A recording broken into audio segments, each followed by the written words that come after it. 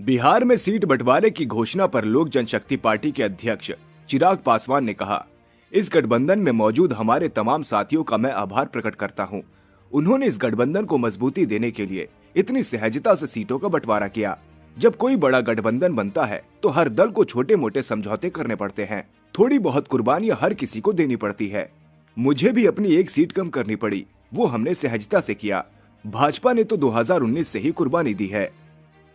ये सबसे पहले मैं हमारे प्रधानमंत्री और हमारे गठबंधन के नेता आदरणीय प्रधानमंत्री श्री नरेंद्र मोदी जी का हृदय से आभार प्रकट करता हूं। जिस तरीके से उन्होंने हमारी पार्टी के मान सम्मान को बरकरार रखा, जिस तरीके से हमारी पार्टी की उन्होंने चिंता की, मैं उनको विशेष तौर पर धन्यवाद देता हूं।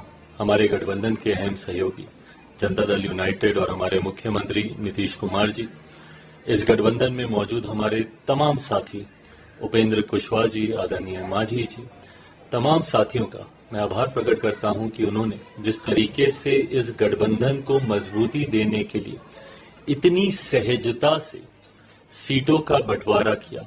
यकीनन जब कोई बड़ा गठबंधन बनता है तो हर दल को छोटे मोटे कॉम्प्रोमाइजेस करने पड़ते हैं, थोड़ी बहुत कुर्बानियां हर किसी को देनी पड़ती है। और मुझे लगता है कि एक बड़े जो लक्ष्य हमारे प्रधानमंत्री जी ने हम तमाम एनडीए के साथियों के लिए तय किया है 400 प्लस सीटों के साथ जीतने का, उसके लिए मुझे लगता है हर दल ने बहुत सहजता से, मुझे भी अपनी एक सीट कम करनी पड़ी, वो भी हम लोगों ने बहुत सहजता से की। जनता दल यूनाइटेड ने भी अपनी एक सीट कम की।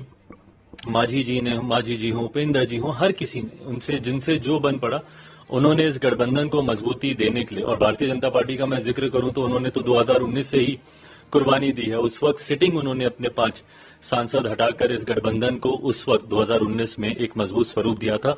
और आज उससे ज्यादा मजबूत स्वरूप, उस वक्त जो साथी हम लोग के साथ नहीं थे, आज वो भी हमारे साथ इस गठबंधन में मौजूद हैं। और अब इस नए गठबंधन के स्वरूप के साथ हम लोग का विश्वास और ज्यादा पुख्ता होता है कि जो लक्ष्य प्रधानमंत्री जी ने दिया है उसको तो हम पूरा करेंगे ही, पर एक हल्की सी चूक जो 2019 में रह गई थी, एक सीट से जो हम लोग रह गए थे, इस बार 40 की 40 सीटें जीतकर प्रधानमंत्री जी को प्रधानमंत्री पद पर बैठाने के लिए हम सब संकल्प